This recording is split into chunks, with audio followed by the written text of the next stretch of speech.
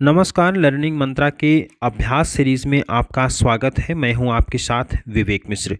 हमारा आज का पहला सवाल है, राज्य की उत्पत्ति के संबंध में उदारवाद की सहमति है। किस प्रकार के सिद्धांत में उदारवाद की सहमति होती है? तो सही आंसर होगा आपका सामाजिक अनुबंध सिद्धांत, विकल्प संख्या बी। यहाँ पर आपको बता दें, सामाजिक अनुबंध का सिद्धांत राज्य की उत्पत्ति के बारे में ऐसी परिकल्पना को व्यक्त करता है जिससे उदारवाद की मान्यताओं की पुष्टि होती है। इसमें यह कल्पना की गई है कि राज्य का निर्माण सब मनुष्यों ने मिलकर सबके हित साधन के उद्देश्य से किया है। अगला सवाल है, निम्न समकालीन राजनीतिक चिंतकों में से किसने न्यूनतम राज्य के विचार को प्रतिपादित किया है? सही जवाब होगा फ्रीमैन ने किया है। न्यूनतम राज्य के विचार को प्रतिपादित किया है फ्रीमैन ने। फ्रीमैन का मानना है कि सरकार को कल्याण या विनियमन के कार्यों से पल्ला झाड़ लेना चाहिए। सरकार का काम है कानून और व्यवस्था कायम करना, संपत्ति अधिकारों की परिभाषा देना और प्रतिस्पर्धा को बढ़ावा देना। इस प्रकार फ्रीमैन का मानना है कि सरकार को कम से कम कार्य करना चाहिए। अगला सवाल है, राजनीतिक चेतना राज्य की उत्पत्ति के किस सिद्धांत का एक कारक है? तो सही जवाब होगा आपका विकासवादी सिद्धांत, विकल्प संख्या डी। न्याय से प्लेटो का अभिप्राय क्या है? यानी कि प्लेटो के अनुसार न्याय का मतलब क्या होता है? तो सही जवाब यहाँ पर होगा आपका जिस कार्य के लिए अपनी प्रकृति से योग्य हो वह उसी को करना चाहिए। विकल्प यहाँ पर आपका डी सही हो जाएगा। प्लेटो ने न्याय की स्थापना के लिए नागरिक के कर्तव्यों पर बल दिया। न्यायपूर्ण व्यवस्था के लिए उसने नागरिकों के 3 वर्ग बनाए: दार्शनिक, शासक, सैनिक और उत्पादक वर्ग। उसने तर्क दिया कि जब ये तीनों निष्ठापूर्वक अपनी प्रकृति के अनुसार कर्तव्यों का पालन करेंगे तब राज्य की व्यवस्था अपने आप न्यायपूर्ण हो जाती है। अगला सवाल आपको है क्वेश्चन नंबर 5 में, हॉब्स ने शासन की निरंकुशता को किस आधार पर उचित ठहराया है? तो सही जवाब यहाँ पर होगा विकल्प आपका डी। मानव प्रकृति झगड़ालू और दुष्कर्मी होती है। यहाँ पर आपको बताएं कि विवेक से प्रेरित मनुष्य एक दूसरे के साथ शांतिपूर्वक रहने की प्रतिज्ञा तो करते हैं, लेकिन विवेक इतना दुर्बल होता है कि वह साधारण मनुष्य के लोभ को नियंत्रित नहीं कर सकता। मनुष्य इतने स्वार्थी, नटखट और अपकर्मी होते हैं कि ऐसी प्रतिज्ञा उनकी प्रवृत्तियों के विरुद्ध होती है और ऐसे में अनुबंध को अविरल, अखंड और शक्तिशाली बनाने के लिए यह भी आवश्यक है कि सत्ताधारी व्यक्ति शक्ति का भय दिखाकर या शक्ति का प्रयोग करके इसे पूर्णतः लागू करे। इस प्रकार हॉब्स के अनुसार शासक को सर्वाधिक शक्ति संपन्न होना चाहिए। अगला सवाल है क्वेश्चन नंबर 7, सामाजिक संविदा को नए रूप में फिर से प्रस्तुत किया है। किसने किया है? तो सही जवाब होगा आपका जॉन रॉल्स ने, विकल्प संख्या सी। क्वेश्चन नंबर 7 में है, हॉब्स के अनुसार प्राकृतिक अवस्था अनंत काल तक चल सकती थी यदि मनुष्य में निम्नलिखित में से एक कारक न होता। कौन सा कारक अगर नहीं होता तो हॉब्स के अनुसार प्राकृतिक अवस्था अनंत काल तक चल सकती थी? तो वो था विवेक तथा हिंसात्मक मृत्यु का भय। विकल्प संख्या यहाँ पर आपका सी सही हो जाएगा। क्वेश्चन नंबर 8 में है, निम्नलिखित में से कौन सा कथन प्लेटो से संबंधित है? तो प्लेटो से संबंधित कथन की बात करें तो प्लेटो ने कहा था राज्य व्यक्ति का बृहद रूप होता है। इस प्रकार यहाँ पर सही जवाब आपका होगा विकल्प संख्या सी। प्लेटो के सिद्धांत राज्य व्यक्ति का बृहद रूप है। इसके अनुसार राज्य के गुण उसके नागरिकों के गुण होते हैं। जिस प्रकार मनुष्य में वासना, साहस और विवेक नाम के 3 तत्व होते हैं, उसी प्रकार राज्य में इन्हीं तत्वों के प्रतिफलन के रूप में 3 वर्ग, उत्पादक वर्ग, सैनिक वर्ग और शासक वर्ग पाए जाते हैं। अगला सवाल है क्वेश्चन नंबर 9 में, प्राकृतिक कानून और नागरिक कानून दोनों एक दूसरे में निहित होते हैं। यह कथन किसका है? तो सही जवाब होगा आपका विकल्प संख्या सी, जॉन लॉक का। जहां हॉब्स प्राकृतिक कानून और नागरिक कानून में विभेद कर उन दोनों को एक दूसरे का विरोधी मानता है, वहीं लॉक के अनुसार प्राकृतिक कानून तो वास्तविक कानून का पूर्वगामी होता है और इसलिए वे दोनों एक दूसरे के पूरक होते हैं, विरोधी नहीं। और लॉक का मत है यहाँ पर कि नागरिक कानून प्राकृतिक कानून का एक अंग है, नागरिक कानून सिर्फ प्राकृतिक कानून का सविस्तार व्याख्या करता है। अगला सवाल है क्वेश्चन नंबर 10, निम्नलिखित में से किसने राज्य के कार्य के संबंध में बाधाओं को बाधित करना कहा है? सही जवाब यहाँ पर होगा टी.एच. ग्रीन का। ये बहुत ही मशहूर कथन है कि बाधाओं को बाधित करना ही कार्य राज्य का महत्वपूर्ण कार्य होता है।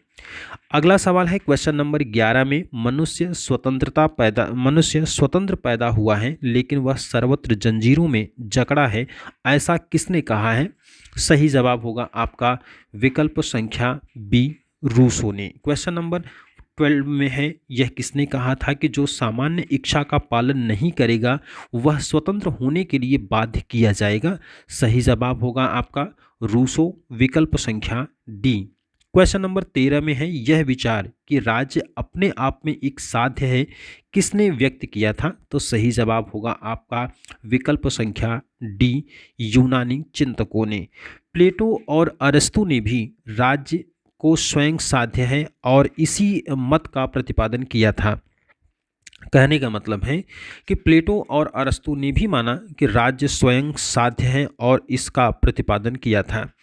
उनके मतानुसार व्यक्ति का सर्वोत्कृष्ट जीवन राज्य में ही संभव हो सकता है, क्योंकि स्वभावतः सामाजिक प्राणी होने के नाते वह राज्य में रहकर ही अपने योग क्षेम की साधना कर सकता है। राज्य एक शरीर है और विभिन्न व्यक्ति उसके विभिन्न अवयव हैं। जिस प्रकार शरीर के अंगों के शरीर से पृथक अथवा उसके विरोधी कोई हित नहीं हो सकते, उसी प्रकार व्यक्ति के राज्य से पृथक अथवा उसके विरोधी कोई हित नहीं हो सकता। इस प्रकार ये विचारक राज्य को व्यक्ति की तुलना में अधिक महत्व देते हैं और राज्य को साध्य के रूप में मानते हैं। अगला सवाल है, निम्नलिखित में से किस विचारक के संबंध में यह कहा जा सकता है कि उसने आधुनिक लोक कल्याणकारी राज्य के सिद्धांत का मार्ग प्रशस्त किया है? तो यहाँ पर आपका सही जवाब हो जाएगा विकल्प संख्या ए, आपका यहाँ पर सही हो जाएगा। क्वेश्चन नंबर 14 में टी.एच. ग्रीन। क्वेश्चन नंबर 15 में है, प्लेटो के रिपब्लिक का उपशीर्षक। देखिए ये सवाल बहुत बार पूछा गया है कि प्लेटो के रिपब्लिक का उपशीर्षक क्या है? तो सही जवाब हो जाएगा आपका यहाँ पर विकल्प संख्या ए, न्याय से संबंधित, या इसी को कहा जाता है न्याय मीमांसा। क्वेश्चन नंबर यहाँ पर आप ये समझें कि रिपब्लिक का जो विषय वस्तु है वो न्याय से संबंधित है, तो सही जवाब यहाँ पर आप लगाएंगे ए। क्वेश्चन नंबर 16 में है, निम्नलिखित में से कौन अधिकारों का सिद्धांत नहीं है? तो अधिकारों का सिद्धांत आपका यहाँ पर नहीं है, विकल्प संख्या डी आपका यहाँ पर सही हो जाएगा।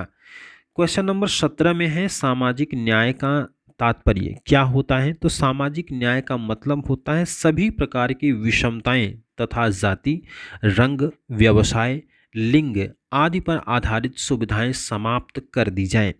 यहाँ पर आपको बता दें कि सामाजिक न्याय का अर्थ समाज में भेदभाव का न होना और समाज में सब व्यक्तियों और वर्गों को अपने विकास और उन्नति के समुचित अवसर प्राप्त होना होता है। अपने रीति रिवाज, परंपराओं, धर्मों, विश्वासों के पालन की पूर्ण स्वतंत्रता होनी चाहिए। आंसर आपका यहाँ पर हो जाएगा विकल्प संख्या डी। क्वेश्चन नंबर 18 में है, किसने कहा था कि संप्रभुता के सिद्धांत को राजनीतिक सिद्धांत से हटा देना चाहिए? तो यहाँ पर आपका सही जवाब हो जाएगा विकल्प संख्या बी, क्रैप ने कहा था कि संप्रभुता के सिद्धांत को राजनीतिक सिद्धांत से हटा देना चाहिए। आंसर आपका बी। अगला सवाल है, निम्नलिखित में से किसका उदारवाद से मेल नहीं है? तो उदारवाद से किसका मेल नहीं है? तो वो है बुर्जुआ राज्य। विकल्प संख्या यहाँ पर आपका ए सही हो जाएगा। क्वेश्चन नंबर 20 में है, मार्क्स के समाजवाद को क्या कहा जाता है? तो मार्क्स के समाजवाद को वैज्ञानिक समाजवाद कहा जाता है। आंसर आपका यहाँ पर सी सही हो जाएगा। मार्क्स ने तत्कालीन स्वप्नदर्शी समाजवाद का खंडन खंडन करते हुए वैज्ञानिक समाजवाद की नींव रखी और उसने इतिहास के दर्शन के आधार पर समाजवाद के विकास की व्याख्या किया था। अगला सवाल है 21, उदारवाद का प्रारंभिक साध्य कौन था? तो उदारवाद का प्रारंभिक साध्य था स्वतंत्रता। विकल्प यहाँ पर आपका सी सही हो जाएगा। उदारवाद कोई बंधी बधाई विचारधारा नहीं है, बल्कि एक बौद्धिक आंदोलन है जो बदलती हुई परिस्थितियों में नई चुनौतियों का सामना करने के लिए नए नए विचारों को अपनाता चलता है। वस्तुतः यह ऐसा सिद्धांत है जो व्यक्ति को यथासंभव अधिकतम स्वतंत्रता प्रदान करके सामाजिक प्रगति के लक्ष्य की सिद्धि करना चाहता है। अगला सवाल है क्वेश्चन नंबर 22, उदारवाद का दर्शन विकसित हुआ है, कब हुआ है ये? तो उदारवाद का दर्शन विकसित होता है 16वीं 17वीं शताब्दी में। आंसर यहाँ पर आपका सही हो जाएगा विकल्प संख्या डी। अगला सवाल है क्वेश्चन नंबर 23, मार्क्स के अनुसार राज्य के गठन का आसन्न कारण क्या था? तो मार्क्स के अनुसार राज्य के गठन का जो कारण है वो है शोषण। विकल्प यहाँ पर आपका बी सही होगा। अगला सवाल है 24, स्वत्वबोधक व्यक्तिवाद शब्द का प्रयोग किसने किया था? तो सही जवाब होगा आपका विकल्प संख्या डी, मैकफर्सन ने। क्वेश्चन नंबर 25 में है, कार्ल मार्क्स के अनुसार राज्य कैसे निर्मित हुआ है? तो कार्ल मार्क्स के अनुसार राज्य शोषण की एक संस्था के रूप में राज्य अस्तित्व में आया है। आंसर यहाँ पर आपका सी सही होगा। अगला सवाल है 26, उस समाजवादी विचार वर्ग जो उद्योगों में लोकतंत्र और व्यावसायिक प्रतिनिधित्व का पक्षधर है उसको क्या कहा जाता है? तो सही जवाब यहाँ पर हो जाएगा आपका विकल्प संख्या बी, गिल्ड समाजवादी। यहाँ पर आपको बता दें कि जीडीएस कोल ने गिल्ड समाजवाद की 3 प्रमुख अनिवार्यताओं, व्यावसायिक प्रजातांत्रिक उद्योग में स्वशासन एवं गिल्ड मंडल का उल्लेख किया है। उनके अनुसार सच्चे प्रतिनिधित्व को व्यावसायिक होना चाहिए। राष्ट्रीय विधायिका ऐसे प्रतिनिधियों का निकाय होनी चाहिए जो विविध कार्यों या फिर व्यवसायों के लिए किया जाए। दूसरी बात, जो उद्योग वास्तव में प्रजातांत्रिक हो सकें इसके लिए उसका संगठन नीचे की ओर से होना चाहिए, अर्थात गिल्डों के हाथ में संपूर्ण उद्योग होने चाहिए। गिल्ड उस सभी व्यक्तियों का निकाय है जो उस उद्योग में शीर्ष पर प्रबंधक से लेकर नीचे चपरासी तक लगे हुए हैं। इस अर्थ में गिल्ड श्रम संघ से भिन्न होता है जिसमें अधिकारीगण नहीं, केवल श्रमिक ही होते हैं। अगला सवाल है क्वेश्चन नंबर 27, दबाव समूहों को किसने अज्ञात साम्राज्यों की संज्ञा दिया है? तो आंसर आपका हो जाएगा विकल्प संख्या बी, एच.जे. फाइनर। नेक्स्ट है क्वेश्चन नंबर 28, फांसीवाद पृष्ठपोषक है। फांसीवाद किसका पृष्ठपोषक है? तो सही जवाब यहाँ पर होगा आपका विकल्प संख्या ए, राज्य की प्रशस्ति का। क्वेश्चन नंबर 29 में है, आमंड द्वारा किए गए दबाव समूहों के वर्गीकरण में निम्नलिखित में से कौन सम्मिलित नहीं है? तो सही जवाब होगा आपका विकल्प संख्या बी, असंस्थात्मक दबाव समूह। क्वेश्चन नंबर 30 में है, सभी राज्य के अंतर्गत राज्य से बाहर कोई नहीं, राज्य के विरुद्ध कोई नहीं, निम्नलिखित में से किसने ऐसा कहा है? तो सही जवाब यहाँ पर हो जाएगा आपका विकल्प संख्या डी, मुसोलिनी ने। क्वेश्चन नंबर 31 में है, संविधान के बिना राज्य नहीं रहेगा बल्कि वह अराजकता का एक शासन होगा, यह कथन किसका है? तो सही जवाब होगा आपका विकल्प संख्या ए, जेलिनेक। क्वेश्चन नंबर 32 में है, संसदीय शासन व्यवस्था की सफलता के लिए आदर्श दशा क्या है? तो यहाँ पर आपको बता दें कि सही जवाब हो जाएगा विकल्प संख्या सी, यानी कि द्विदलीय व्यवस्था का होना। क्वेश्चन नंबर 33 में है, संघीय व्यवस्था में किस संस्था को संविधान का संतुलन चक्र माना जाता है? तो संविधान का संतुलन चक्र माना जाता है। आंसर आपका होगा यहाँ पर विकल्प संख्या सी, न्यायपालिका। क्वेश्चन नंबर 34 में है, निम्नलिखित में से अध्यक्षात्मक शासन प्रणाली के लिए कौन सा सही है? तो अध्यक्षीय शासन प्रणाली के लिए आपको सही जवाब देना है। तो आंसर यहाँ पर हो जाएगा आपका विकल्प संख्या बी, यानी कि कार्यपालिका व्यवस्थापिका से स्वतंत्र होती है। नेक्स्ट है 35, भारत में द्वैध शासन को लागू किया गया था। भारत में द्वैध शासन को कब लागू किया गया था? तो आंसर आपका हो जाएगा भारत सरकार अधिनियम 1919 में। 36 में है भारतीय संविधान वकीलों का स्वर्ग है। ये किसने कहा था? तो ये जेनिंग्स ने कहा था। आंसर यहाँ पर आपका सी वाला सही हो जाएगा। क्वेश्चन नंबर 37 में है भारतीय संविधान अर्धसंघात्मक है। यह कथन किसका है? तो अर्धसंघात्मक माना है विकल्प संख्या डी केसी व्हीयर ने। क्वेश्चन नंबर 38 में है निम्नलिखित में से किस मामले में सर्वोच्च न्यायालय ने संसद को मूल अधिकारों में संशोधन करने से रोका था? यहाँ पर सही जवाब आपको होगा विकल्प संख्या डी गोलकनाथ बनाम पंजाब राज्य। नेक्स्ट है 39, निम्नलिखित में से एक भारतीय संविधान के अंतर्गत राज्य का नीति निर्देशक तत्व नहीं है। तो राज्य का नीति निर्देशक तत्व कौन सा नहीं है? तो यहाँ पर युवकों को रोजगार देना नीति निर्देशक तत्व नहीं है। आंसर आपका हो जाएगा डी। क्वेश्चन नंबर 40 में है भारतीय संविधान का अनुच्छेद 14 कानून के समक्ष समान संरक्षण के विषय में है, जिसका अर्थ होता है। तो यहाँ पर आपको 4 अर्थ दिए गए हैं, इसका आपको ध्यान से पढ़ना है, उसके बाद कूट की सहायता से अपना आंसर देना है। तो आंसर आपका हो जाएगा विकल्प संख्या बी 2, 3 और 4। क्वेश्चन नंबर 41 में है निम्नलिखित में से किस संशोधन के द्वारा भारतीय संविधान में मौलिक कर्तव्यों को समायोजित किया गया? तो आंसर आपका होगा बी 42nd अमेंडमेंट 1976 में। यह अगला है, यदि किसी मंत्री के विरुद्ध अविश्वास प्रस्ताव पास हो जाए तो क्या होगा?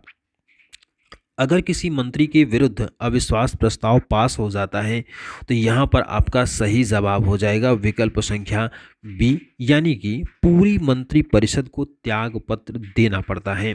नेक्स्ट है 43 में संसद के दोनों सदनों के संयुक्त अधिवेशन की अध्यक्षता कौन करता है? तो आंसर होगा आपका स्पीकर, विकल्प संख्या ए। क्वेश्चन नंबर 44 में है भारतीय संसद की कार्यवाही में शून्यकाल का अर्थ क्या होता है? तो शून्यकाल का अर्थ होता है प्रश्नकाल के अंत और कार्यसूची में लिखे दूसरे विषयों के बीच मध्यांतर। आंसर यहाँ पर होगा डी। क्वेश्चन नंबर 45 में है निम्नलिखित में से कौन सर्वोच्च न्यायालय के तदर्थ न्यायाधीशों की नियुक्ति करता है? तो तदर्थ न्यायाधीशों की नियुक्ति करने का काम होता है राष्ट्रपति की सहमति से भारत का मुख्य न्यायाधीश। यहाँ पर आपको आर्टिकल 127 याद रखने की ज़रूरत है। नेक्स्ट है 42 में संसद द्वारा भारत के राष्ट्रपति को कैसे पदच्युत किया जा सकता है? तो सही जवाब हो जाएगा आपका दोनों सदनों के कुल सदस्यों के 2/3, विकल्प संख्या बी यहाँ पर आपका सही हो जाएगा। नेक्स्ट है जनहित याचिका का अर्थ क्या होता है? तो जनहित याचिका का अर्थ होता है, यहाँ पर आपको 4 अर्थ दिए गए हैं, आपको कोड की सहायता से सही जवाब देना है। तो आंसर यहाँ पर आपका होगा 1, 2, 4, विकल्प संख्या सी आपका सही हो जाएगा। यहाँ पर आपको ध्यान देना है कि जनहित याचिकाएं ऐसी प्रक्रिया है जिसके अंतर्गत अदालतें गरीब या हताश नागरिकों से संबंधित मामलों को स्वीकार करती हैं। यहाँ पर पीएन भगवती ने कहा था कि व्यक्तिगत आज़ादी और स्वतंत्रता कुछ लोगों का एकाधिकार नहीं होना चाहिए, बल्कि यह प्रत्येक भारतीय के पास होनी चाहिए। इस संदर्भ में न्यायपालिका ने विचार के लिए ऐसी याचिकाओं को मानना प्रारंभ कर दिया है जो उन लोगों द्वारा की जाती हैं जिनके स्वयं के अधिकारों का हनन नहीं हुआ होता है। नेक्स्ट है क्वेश्चन नंबर 48, किस आयोग ने केंद्र राज्य संबंधों का अध्ययन किया था? तो केंद्र राज्य संबंधों का अध्ययन किया था सरकार या आयोग, विकल्प संख्या यहाँ पर डी सही होगा। क्वेश्चन नंबर 49 में है निम्नलिखित में से किस राज्य ने सबसे पहले पंचायती राज संस्था को लागू किया था? तो सबसे पहले पंचायती राज व्यवस्था को लागू किया था वो है राजस्थान, विकल्प संख्या ए। 2 सितंबर 1959 को राजस्थान पहला ऐसा राज्य बना जहां राज्य की विधानसभा ने इस व्यवस्था को लागू करने के लिए पंचायत समिति और जिला परिषद अधिनियम पास किया था। इस योजना का उद्घाटन 2 अक्टूबर 1959 को पंडित जवाहरलाल नेहरू द्वारा नागौर जिले में किया गया। अगला और इस अभ्यास सीरीज का आखिरी सवाल है, पंचायत के सरपंच का चुनाव कैसे होता है? तो पंचायत के सरपंच का चुनाव जो होता है वो जनता द्वारा प्रत्यक्ष रूप से किया जाता है। आंसर यहाँ पर आपका ए सही होगा। जहां सरपंच का अर्थ ही आपको बता दें कि ग्राम प्रधान या ग्राम पंचायत के मुखिया से होता है, वहां इसका निर्वाचन जनता द्वारा प्रत्यक्ष रूप से किया जाता है। उत्तर प्रदेश में न्याय पंचायत का सरपंच पंचायत के पंचों से चुना जाता है। तो ये था हमारा आज का 50 महत्वपूर्ण सवाल जो आपकी परीक्षाओं के लिए महत्वपूर्ण हो सकते हैं। अगली अभ्यास सीरीज में हम आपसे जल्द मुलाकात करेंगे, तब तक के लिए नमस्कार।